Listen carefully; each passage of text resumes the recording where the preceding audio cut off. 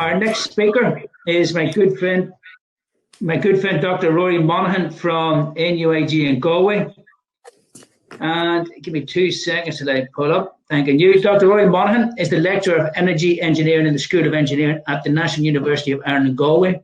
He is the lead of the Energy Research Centre in the Galway Ryan Institute, a funded investigator in MARAI, the Science Foundation Island Research Centre for Energy, Climate and Marine, and he is the Director of the Energy Engineering Programme at NUI Galway. Rory has been researching hydrogen and fuel cells since 2003, when he commenced his graduate studies at the Massachusetts Institute of Technology. Rory currently leads the long-term effects work package in the GenCom project, which is funded under Interreg Northwest Europe. He has been commissioned by the Department of the Economy to prepare a think piece for hydrogen opportunities in Northern Ireland, and he has pulled together today's webinar and team to give the focus, to give the direction, and to listen, to learn, and to have that exchange. So, my good friend Rory Monaghan, over to you. Paul, thank you very much for that very fine introduction. So I'd like to just give you, first of all, an overview of what this presentation is about and really what's motivated us to put this webinar together. So we were approached by the Department of the Economy in Northern Ireland to prepare a report or a think piece on the role that hydrogen could play in the energy transition in Northern Ireland. And so after getting together with some of my colleagues in Dublin City University and High Energy Consulting, who've worked with us on this, we have prepared this presentation as a way to get input from the key stakeholders. So anyone who's on this webinar is someone that we want to hear from with your views on decarbonisation, energy security in Northern Ireland, and how hydrogen impacts on all of that. So if you're shy, if you don't want to make your comment public here on this forum or have it discussed, please feel free to email me for the remainder of this week. All I would ask is that you include the subject line Northern Ireland hydrogen, because as I'm sure everyone else is experiencing at the moment, emails are coming in thick and fast these days. So to give an overview, I'm going to talk first of all through some of the key technologies and applications that we are considering for Northern Ireland and what the policy environment is. I'm going to try and not go over anything that Alexandru went over in his really comprehensive view of EU policy. But what I might try and do is look at how some of the key policies that are coming into play in the UK and that might be coming down the line in the Republic of Ireland might impact on what happens in Northern Ireland.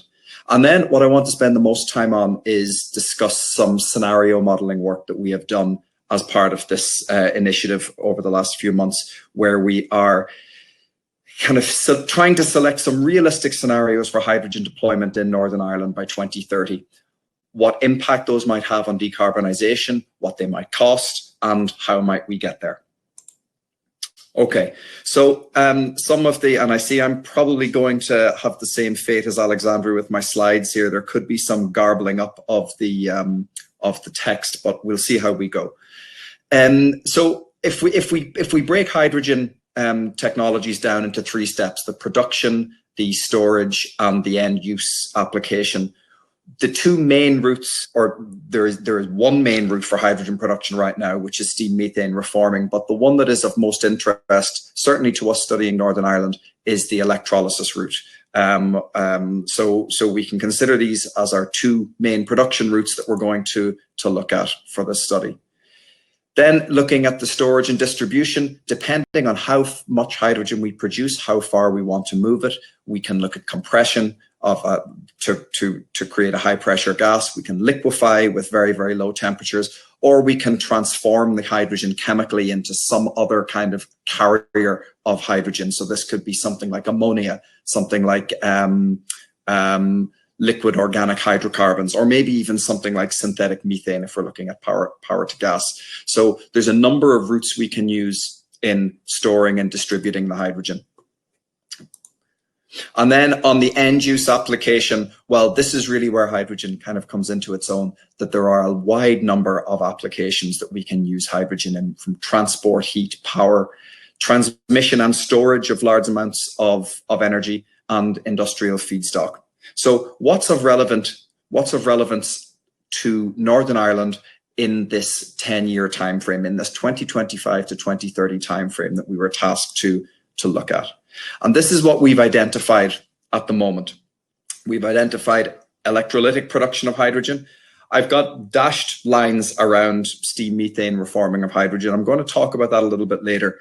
While steam methane reforming may not be something that we're considering immediately for Northern Ireland right now, it's definitely worth talking about because the UK is certainly trying to position itself as a leader in steam methane reforming with the addition of carbon capture and storage. So I'll make reference to that.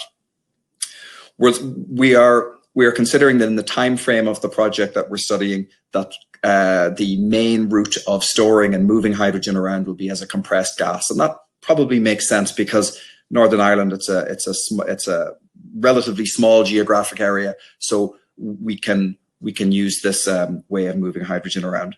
And then in that 10-year time frame that we were tasked to analyze, we are looking at roles for hydrogen in transport and in the heating sector. And in the heating sector, we're going to be looking at the gas grid for moving hydrogen around. Okay, so it's just some quick overviews of some of the key technologies, why we're looking at them. Well, as most people will be aware, an electrolyzer is a device that uses electricity and water to generate hydrogen and oxygen. And the key message I want to get across is that if the electricity is renewable, we can call the hydrogen green. I'm aware that there is this whole rainbow of hydrogen colors, which is totally confusing to me, but I do use green hydrogen just because it's a widely used term. So as Alexandru mentioned, there is the EU 2 times 40 gigawatt plan, which is that the European Union is planning to install 40 gigawatts of electrolyzers by 2030, plus an additional 40 gigawatts of electrolyzers in the near neighborhood of Europe. And so I'm going to be talking about a large electrolyzer an electrolyzer plan for Northern Ireland that will be hopefully being realized in the first quarter of next year. And there's also over in Great Britain is the Zero Teessides initiative, which is planning very, very large electrolyzer, 1.8 gigawatts. So these are being put in all around Europe, and Alexandru showed the growth in capacity that's coming on in the coming years. Steam methane reforming. So this is, if you like, this is the benchmark technology for hydrogen production. It's highly mature, very, very large scale. And what it does is uses steam to essentially crack natural gas into hydrogen and eventually carbon dioxide. So this is the cheapest mass production route of hydrogen, and it's used widely in the fertilizer industry, petrochemicals, and plastics industry. So this is really the standard to which all other hydrogen technologies, hydrogen production technologies, need to get to, both in terms of scale and cost. What the UK is really prioritizing, and I'm going to keep mentioning the UK because obviously it's extremely important and extremely relevant to what goes on in Northern Ireland, is linking carbon capture or linking steam methane reforming of hydrogen, SMR, with carbon capture utilization and storage, CCUS.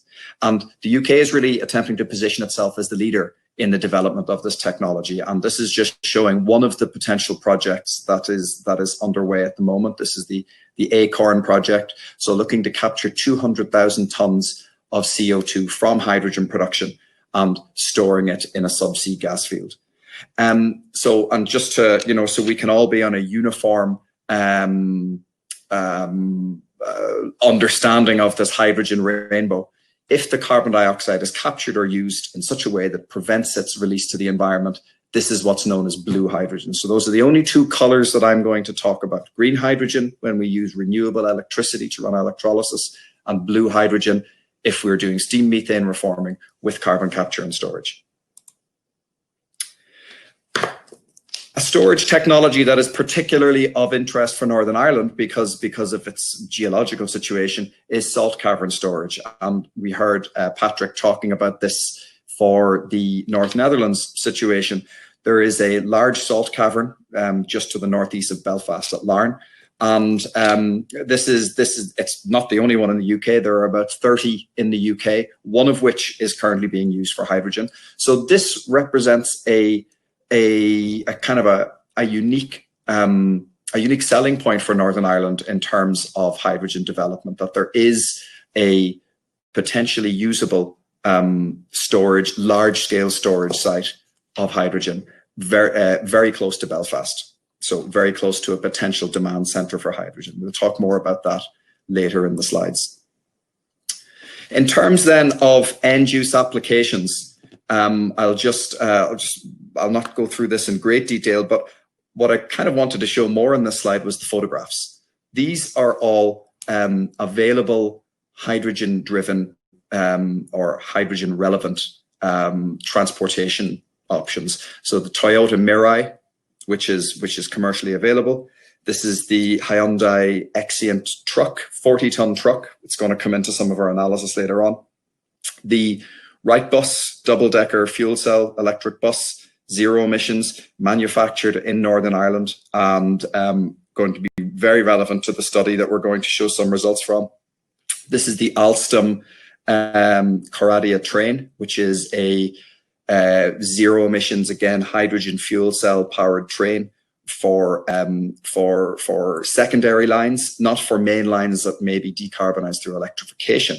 But there's a strong argument to be made that lines that are not used heavily enough to warrant overhead electrification could be moved towards this type of direct replacement for these diesel multiple units that are currently on the lines in Ireland.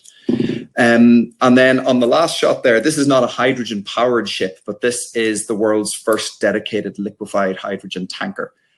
This is really just showing that people are now thinking of joining up the dots on hydrogen, are thinking about the supply chains. So where we think in this study, where we think is the kind of the first mover in terms of mobility and transport with renewable hydrogen is in the trucks and buses sector. And I've included here that there are buses operating in Aberdeen, very soon to be Belfast in the next couple of weeks, as I'm going to outline later. And as of this week, and due in no small part to the efforts of one of our collaborators on the project here, James Carton in DCU, Dublin has got its first fuel cell bus this week. So so we'll be featuring buses and trucks heavily in our analysis. Not included in our analysis, but something that we do want to emphasize is the potential for hydrogen to decarbonize rail transport on the island of Ireland. And I'll make more reference to that later on. So I'm not going to go over what Alex mentioned about the European Union's position on hydrogen. Needless to say, it's a central feature of the decarbonisation strategy moving forward. But looking in a little bit more detail at the near neighbours of Northern Ireland, UK and the Republic of Ireland, those two jurisdictions have been a little bit behind some of the other countries that Alex mentioned. Now, the Irish government has stated that it will have a hydrogen strategy released in the middle of 2021. The UK is obviously developing its strategy as well now. But how will Northern Ireland's policy be shaped by those around them? So there's likely to be lots of similarities between UK government hydrogen strategy and the one that will be developed in the Republic of Ireland. The one in the Republic of Ireland will almost certainly be highly influenced by the European framework on hydrogen. And what's important here is carbon emissions reduction, mobility, energy diversity and security, regional economic growth.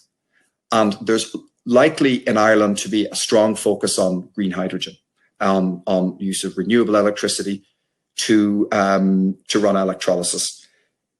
The UK approach is virtually the same in many respects, except with the UK, there is very likely to be this emphasis on blue hydrogen in addition to green hydrogen. Let's not forget, and I don't want it to be sort of lost in what I'm talking about, the UK is the world leader in offshore wind right now. and with that comes a huge development or huge potential for the development of green hydrogen. So there are likely to be some differences, mostly around the blue hydrogen use. The UK is in the position to be a technology developer more in this area, where the Republic of Ireland might be more a technology user in that area. But there are some very interesting aspects around the scale of Northern Ireland and the Republic of Ireland put together, and where these could be used as test beds. Something as well in the island of Ireland as a whole is the penetration of wind energy on the electricity system, which is second only to Denmark in the world. So there's a huge opportunity for Northern Ireland to really carve out a niche for itself in terms of green hydrogen.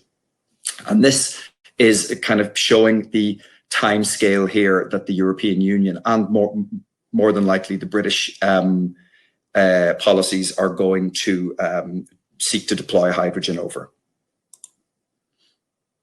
So some of the aspects of the all-island economy that are positive in terms of hydrogen is the huge amount of renewable electricity that is currently on the system and that is untapped and will be on the system very soon. We have an extremely modern electricity grid that, as I said, is absolutely world leading in terms of how much renewable electricity is on, and our SNSP, or if you like, the instantaneous amount of renewable electricity that can be on the system at any time. And there's also underground, we have this, again, a very modern, completely interconnected gas grid that, because of its modern nature, the widespread use of plastic piping in the distribution network could lend itself to relatively straightforward conversion to hydrogen transport. And also then I mentioned this issue about rail. The most heavily used rail line in Ireland is the Dublin-Belfast route. So is there something that could be done in terms of making a real cross-border rail route suitable for hydrogen using the available technology?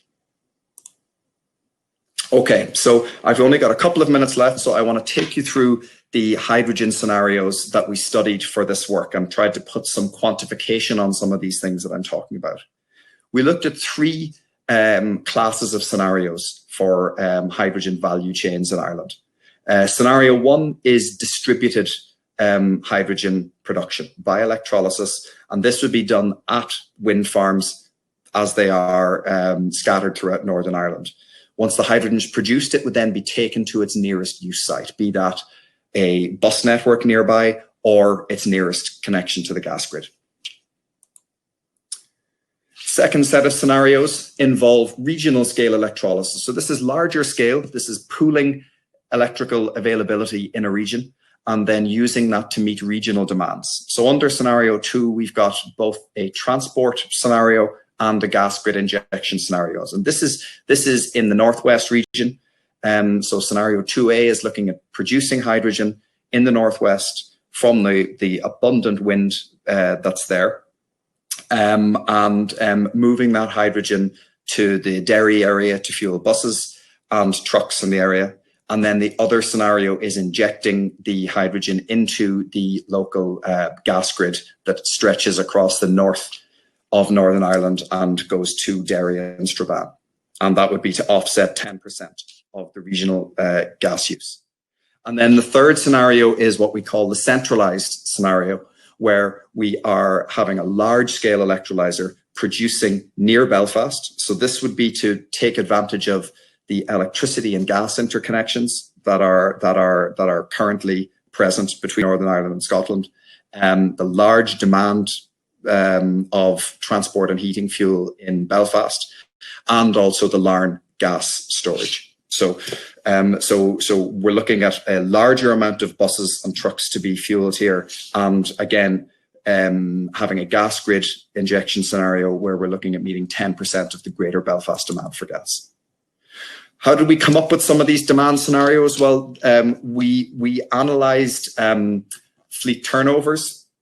We analysed the likely impact of incoming diesel bans in the in the period up to 2035.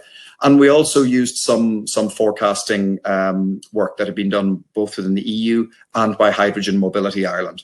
And we came up with high, medium, and low. I see only the low caption is turning up, but the orange is low, the yellow is medium, and the green is high projections. And for the work I'm showing here, we're looking at these medium projections of number of fuel cell electric urban buses in the top graph and the number of 40-ton trucks in the bottom graph. So we're looking at 500 buses in Northern Ireland by 2030, and we're looking at we're looking at 300 buses and 500 40-ton trucks.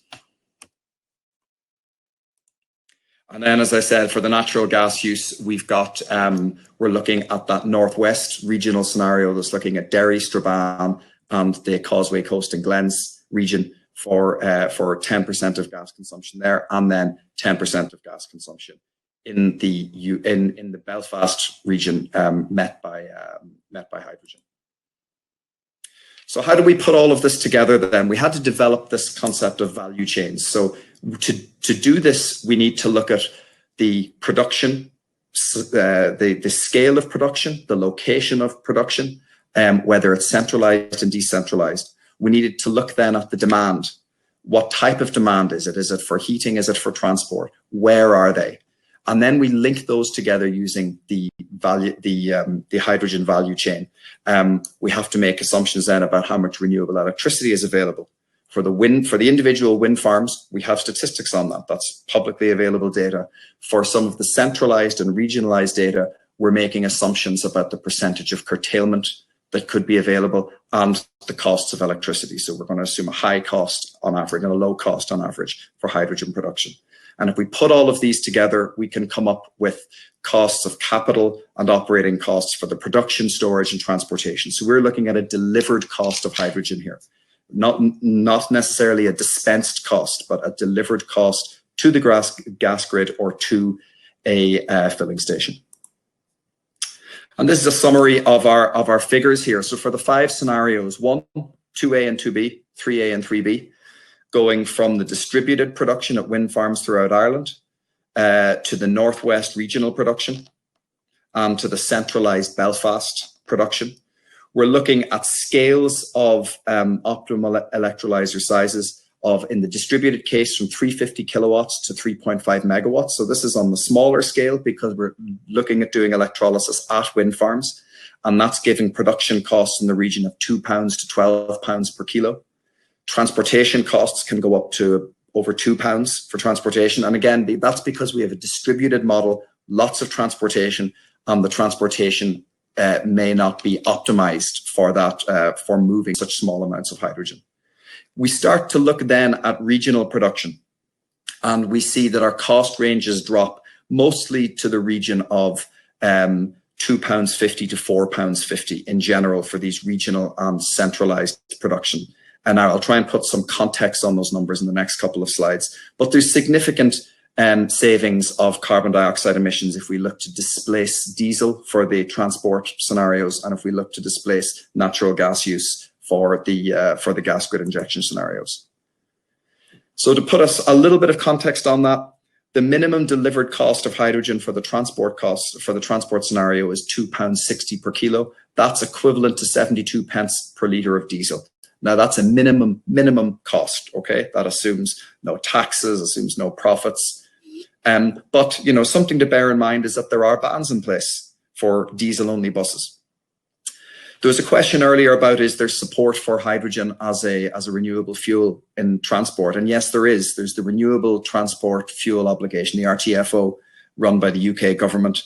And we believe it could subsidise production by up to £5 per kilogram. That number is not included in our analysis. So our analysis is X subsidies. But the subsidies can only be applied, and this is really one of the issues that Alex mentioned on additionality. This can only be applied if the electrolyzer is directly connected to a source of renewable electricity, and if the renewable electricity source is purpose-built for hydrogen production. So you will not recover the RTFO if you connect an electrolyzer to an existing wind farm. It's only if it's new build as it currently stands. So some other things to give us some context, as I said, the double-decker bus that is designed and built in Northern Ireland, and the availability now currently of a 40-ton hydrogen-fueled trucking option. In terms of the gas grid scenario, this minimum delivered cost of £2.40 per kilo, that is equivalent to 7 pence per kilowatt hour. And that should be compared with the median domestic gas price of 4 pence or 4.8 pence per kilowatt hour in 2019. So it's higher as we would expect, but it's not unreasonably high. There are many opportunities. There's the High Deploy project going on in Great Britain right now, which is seeking to inject and blend hydrogen up to 20%. That's currently ongoing at Keele University, but that will be rolled out in industrial settings in the north of England. And in Ireland, in Dublin, Gas Networks Ireland are commissioning their hydrogen blending injection site in Brownsbarn in Dublin. So there is high levels of interest in both Ireland and the UK in terms of gas grid injection. And as I said, there is the Larne Salt Cavern, which presents a real opportunity for Northern Ireland. I couldn't talk about hydrogen in Northern Ireland without talking about the GenCom project, which, as Paul outlined earlier, will develop the first green hydrogen supply chain in either Northern or the Republic of Ireland. And this is just some of the facts and figures about that. Operated by Energia, it will have a feature of 500 kilowatt electrolyzer, transporting hydrogen to Belfast to run 3 fuel cell buses, which are manufactured only a few kilometres from the wind farm. So it's a lovely circular Northern Ireland story to tell there. And this is really the slide that I want to leave the audience with. What does this all mean for Northern Ireland? What are the drivers and the opportunities? The drivers pushing Northern Ireland towards a more decarbonised future. What are the opportunities that Northern Ireland can take? And I think this slide sums up what I think can be achieved, what can be delivered for Northern Ireland. And this isn't just about energy and emissions. This is about economic benefits. This is skilled jobs. This is taking advantage of the historic Northern Ireland expertise in manufacturing and fabrication. So we're looking at pulling this together in a report that we're going to be presenting to the Department for the Economy. And we would very much welcome your input into this, either in terms of our discussions we have now or in terms of contacting me after this. And as I finish, I'd just like to make some acknowledgements to all of those who contributed to this report in NUI Galway, in Dublin City University, and at High Energy Consulting, to Paul McCormack for being one of the leading lights behind this project, and to Maeve Cormagan and Eddie Kerr in the Department for the Economy for giving us the opportunity to work on this. So I'll just close with saying that we are very interested in getting your input into this report, and I'd welcome any follow-up from you after this presentation. So thank you very much for your time.